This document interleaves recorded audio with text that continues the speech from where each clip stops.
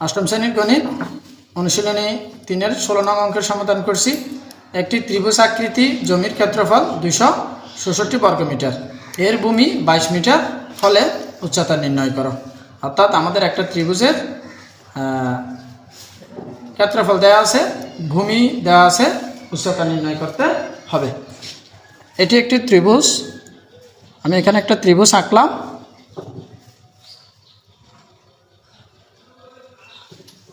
এই ত্রিভুজের ক্ষেত্রফল হচ্ছে, ভিতরের খালি জায়গাগুলো হচ্ছে ক্ষেত্রফল। এই ক্ষেত্রফল হচ্ছে 266 বর্গমিটার, আর নিচের সাইডটা হচ্ছে ভূমি, এই ভূমি হচ্ছে 22 মিটার।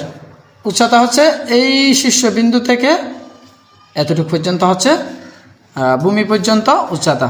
এই উচ্চতা আমাদেরকে নির্ণয় করতে হবে। তাহলে এখানে কি দেওয়া আছে দেখি।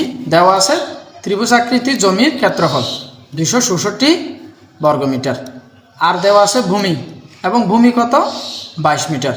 আমরা তো একটা সূত্র জানি, আমরা জানি ত্রিভুজের ক্ষেত্রফলের সূত্র হাফ ইন্টু ভূমি গুণ উচ্চতা।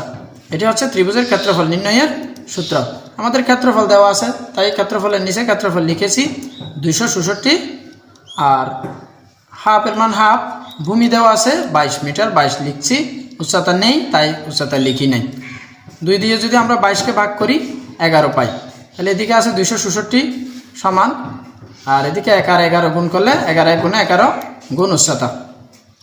তাহলে আমরা যদি উচ্চতা 11 গুণ উচ্চতাকে বাম পক্ষে এবং 266কে ডান পক্ষে ট্রান্সফার করি, তাহলে চিহ্নের কোনো পরিবর্তন করতে হবে না, কারণ একই সাথে বাম পক্ষের পুরোটাই ডান পক্ষে, ডান পক্ষের পুরোটাই বাম পক্ষে চলে আসলে কোনো চিহ্ন পরিবর্তন করতে হবে না। এখানে 11 আর উচ্চতা কোন পজিশনে আছে, আমরা যদি উচ্চতা রাখি তাহলে 11 কোথায় বসবে, 11 হবে ভাগে, ভাগে মানে নিচে বসবে।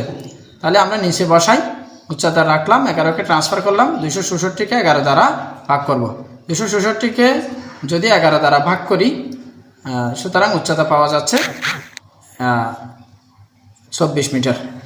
এখানে আমরা চাইলে কেটেও লিখতে পারবো, কেটে লিখলেও লেখা যাবে 11 দিয়ে 266 ভাগ করে এভাবে 24 লিখতে পারবে। সুতরাং উচ্চতা 24 মিটার। তাহলে আমাদেরকে বের করতে বলা হয়েছে উচ্চতা নির্ণয় করো। উচ্চতা মানে কার? ত্রিভুজ আকৃতির উচ্চতা। সুতরাং ত্রিভুজের উচ্চতা 24 মিটার। আমি আরেকবার বোঝাই দিচ্ছি, প্রিয় শিক্ষার্থী, তোমরা যদি একটু মনোযোগ দাও খুব সহজে অঙ্কটি করতে পারবে। একটি ত্রিভুজ আকৃতির জমির ক্ষেত্রফল 266 বর্গমিটার, এর ভূমি 24 মিটার হলে উচ্চতা নির্ণয় করা। অর্থাৎ আমাদের ত্রিভুজটার উচ্চতা নির্ণয় করতে হবে। দেওয়া আছে ত্রিভুজের ক্ষেত্রফল 266 বর্গমিটার, এই ক্ষেত্রফল হচ্ছে ভিতরের খালি জায়গাটা 266, এবং ভূমি 22 মিটার, ভূমি হচ্ছে নিচের সাইডটা। আর আমাদের বের করতে হবে ওই শীর্ষবিন্দু থেকে ভূমি পর্যন্ত, এটা উচ্চতা বের করতে হবে। আমরা জানি ত্রিভুজের ক্ষেত্রফল নির্ণয়ের একটা সূত্র আছে, এটা সবাইকে মুখস্থ রাখতে হবে।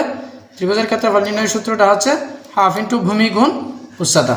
তাহলে এখানে ক্ষেত্রফল দেওয়া আছে, তাই ক্ষেত্রফলের নিচে ক্ষেত্রফল লিখলাম হাফ, ভূমির মানও দেওয়া আছে, ভূমি 22 লিখলাম, উচ্চতা নাই তাই খালি রেখেছি।